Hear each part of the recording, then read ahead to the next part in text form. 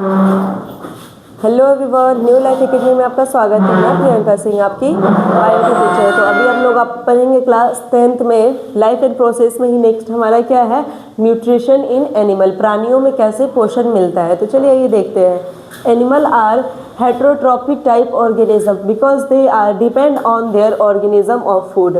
प्राणी परपोषी होते हैं, क्या होते हैं, हेट्रोट्रॉपिक होते हैं, क्योंकि वो अपने भोजन के लिए दूसरे जीवों पर निर्भर रहते हैं। इन्हें मुख्य रूप से दो भागों में बांटा जाता है। आइए देख लेते हैं किस किस भागों में बांटा जाता है। मुख्य रूप से 3 भागों में भी बांटा जा सकता है, 2 भागों में भी। टाइप्स ऑफ एनिमल, टाइप्स क्या है, हार्बीवोरस, कार्निवोरस और ओमनीवोरस। शाकाहारी, मांसाहारी और सर्वाहारी। शाकाहारी जो मतलब शाकाहारी चीज़ें खाते हैं, फल फूल, साग सब्जी, हरे घास। मांसाहारी जो मीट मछली का सेवन करते हैं। सर्वाहारी जो सब कुछ खाते हैं। तो चलिए ये देखते हैं डिफाइन क्या है, परिभाषा। Animal they are eat only green plants, वे जीव जो केवल हरे पौधे खाते हैं वो शाकाहारी के अंतर्गत आते हैं। और carnivorous, animals that eat other animals, वे जीव जो दूसरे जानवरों का मांस खाते हैं उसे हम कार्निवोरस बोलते हैं।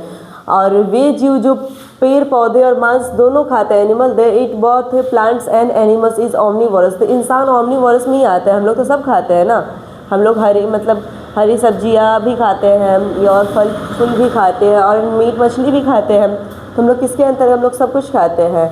डाइजेशन, कैटाबॉलिक प्रोसेस, पाचन एक उपापचयी प्रक्रिया है। कैसे है देख लीजिए। Digestion is a catabolic process in which complex and water इंसॉल्व food in A convert into a simple structure of water solute food.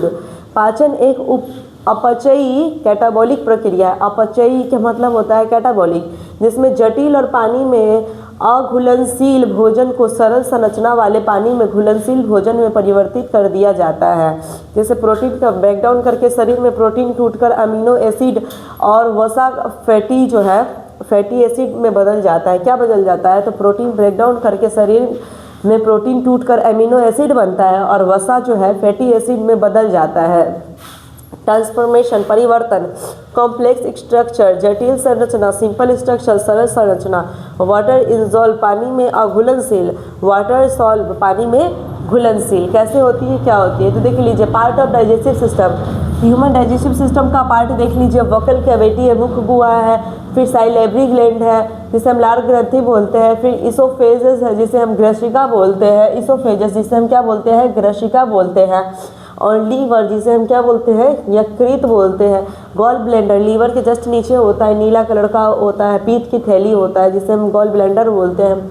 और ये क्या है हमारा, ये स्टमक में क्या होता है, गैस्ट्रिक जूस पाता है जो कि खाना का पाचन करता है। और स्टमक को हम आमाशय बोलते हैं। नीचे होता है पेनक्रियास, पेनक्रियास का मतलब होता है अग्नाशय। पेनक्रियास का क्या होता है, अग्नाशय।